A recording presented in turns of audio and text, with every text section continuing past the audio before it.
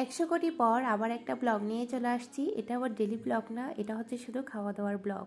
এখন যেহেতু একটু ঠান্ডা পড়ছে, বৃষ্টি পড়তেছে, এখন তো তেলের জিনিস আর বিরিয়ানি খিচুড়ি এগুলো তো খাওয়াই যায়, তাই না?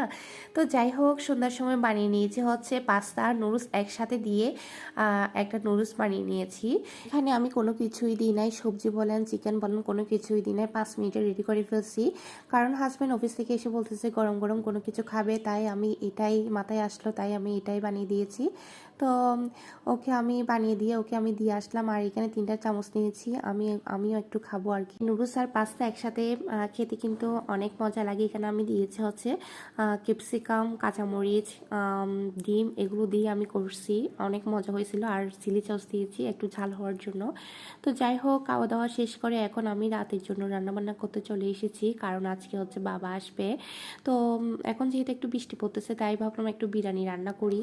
তো এখানে হচ্ছে আমি পাটাতে সব মশলা টশলা বেটে নিয়েছি, সব পাটাতেই করতেছে আর কি। তো আজকে বাসমতি চাল দিয়ে চিকেন দিয়ে বিরিয়ানিটা রান্না করব। আর যদি বাসমতি চাল দিয়ে মাটন হতো তাহলে কাচ্চি করে ফেলতাম আর কি। আর মাটন হচ্ছে আমাদের বাসায় এত বেশি পছন্দ করে না, আমার হাজব্যান্ডও আমি এত বেশি পছন্দ করি না, যার কারণে বাসায়ও এনে রাখা হয় না। তো ফ্রিজের মধ্যে চিকেন ছিল অনেকগুলো, তাই ভাবলাম চিকেন বিরিয়ানি রান্না করে ফেলি। তো এদিকে হচ্ছে বাসমতি চালগুলো আমি হচ্ছে আধা ঘন্টার মতো পানিতে ভিজাই রাখছিলাম। ভিজাই রেখে এখানে বাসমতি চালগুলো আমি বসিয়ে দিয়েছি। আর ওখানের মধ্যে তো দেখলেনই দারুচিনি, এলাচ, তেজপাতা এগুলো দিয়ে দিয়েছি একটু স্মেল হওয়ার জন্য। আর যদি একটু গোটা জিরা থাকতো তাহলে ওইটাও দিয়ে দিতাম, একটু ছিল না, যার কারণে দিতে পারিনি।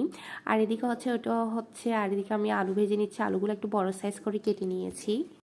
আর এদিকে হচ্ছে আমি চিকেনগুলো মেরিনেট করে রাখতেছি। প্রথমে রসুন বাটা দিয়ে দিয়েছি, আদা বাটা, পেঁয়াজ বাটা, সব কিছু দিয়ে রাখতেছি আর কি। আমার হাজব্যান্ড আমার অন্য কিছু এত বেশি প্রশংসা না করলেও বিরিয়ানিটা খেতে কিন্তু অনেক বেশি প্রশংসা করে। মানে আমার হাতে বিরিয়ানি রান্নাটা অনেক বেশি মজা হয়। তো আপনারা খেলে তো বুঝতে পারবেন, না খেলে বুঝতে পারবেন না। আর আর হচ্ছে এখানে আমি সবগুলো বেটে দিয়েছি। আর জিরা বাটা ফ্রিজে ছিল, ওটা আগে থেকে বেটে রাখছিলাম ফ্রিজে। আর এখানে সবগুলো বাটা মশলা দেওয়ার পর হলুদের গুঁড়া, ধনিয়ার গুঁড়া, লাল মরিচের গুঁড়া এগুলো সবগুলো দিয়ে দিচ্ছিলাম।